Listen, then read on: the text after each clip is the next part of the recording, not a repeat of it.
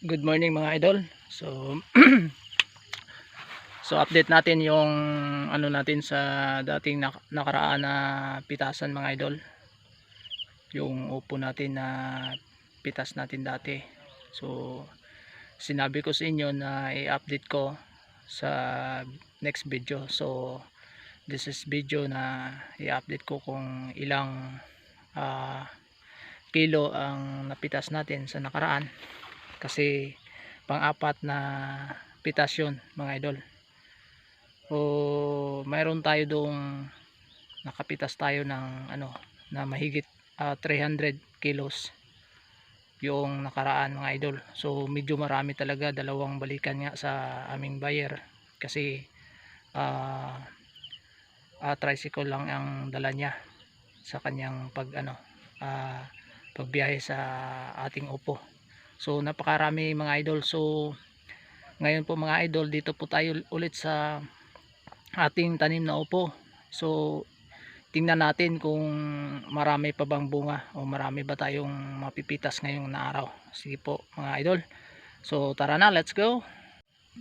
So ito po ang mga upo natin mga idol ay sa tingin ko hindi masyadong marami. Pero tingnan muna natin na maigi mga idol. So pang-apat na pitas ngayon mga idol. Kahit mura lang ang presyo nito sa ngayon sa market, pero at least hindi naman masyadong maalagaan ang upo mga idol. So ang ginagawa namin dito mga idol ay nagdidilig kami ng abono sa isang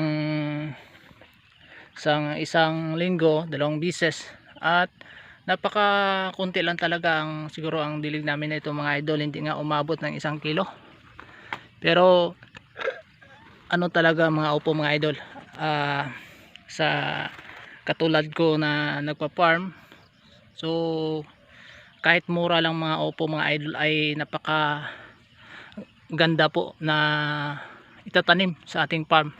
Kasi po hindi masyadong kailangan ng pag-aalaga mga idol. Tingnan nyo mga idol, malaki na mga bunga. So hindi ata aabot sa kasing dami noon, pero hindi din to masyadong kunti kasi malalaki din, medyo marami-rami din. So ang upo na tanim mga idol ay napaka kumbaga hindi ka talaga manghinayang sa sa tinaniman mo kasi ang daming bunga mga idol. Hindi ka kailangan na mag-spray ka, kasi ang pinaka mahirap sa mga tanim mga idol ay yung palagi tayong nag-i-spray, maraming mga sakit at maraming mga marami talaga mga kumbaga mga maintenance mga idol. Pero dito sa upo, isusure ko sa inyo mga idol ay hindi po kayo mahirapan sa pag-alaga. Pero kailangan talaga may may set up tayo sa taas. Katulad nito, yan. Para po na kung magtanim tayo, mahirap kasi kung magtanim na diretsuan lang sa lupa, kasi hindi kasi quality ang ating produkto na upo. Kailangan kasi sa produkto natin para mabilis sa market ay quality, kumbaga maganda yung itsura.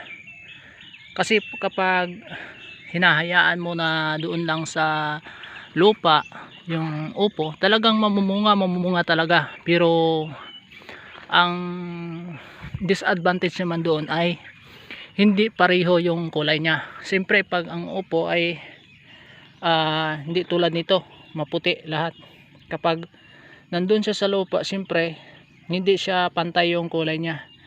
Ang iba ay hindi na green, puti na talaga, at katulad nito nga medyo green siya talaga at malinis siya tingnan.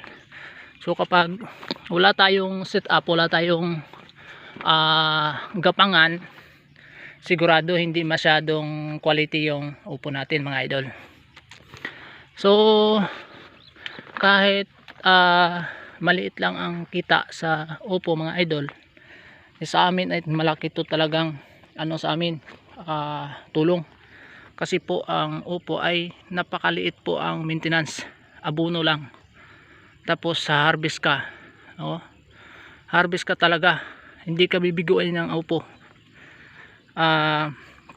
Nakikita ko sa ngayon mga idol ay kaunti lang, siguro hindi tayo aabot sa dati na harvest, kasi ganyan talaga ang tanim. Pag bumunga ng marami, yan, gaganti yan, bubunga din ng kaunti. Pero sa palagay ko ay babalik yung mga bunga na marami mga idol. Yan po, kasi nakita natin napakalago mga idol. Yan yan, napakalago talaga, lago ng upo, sobrang lago. So babalik pa ang bunga nito siguro, kasi una pa lang yun una pa lang yung pagdami ng bunga mga idol. Tambakan nga sa market ng upo ngayon. Maliban sa magandang upo, maganda ang bunga ng upo, marami din ang tatanim dito sa amin, kaya bumaba ang presyo.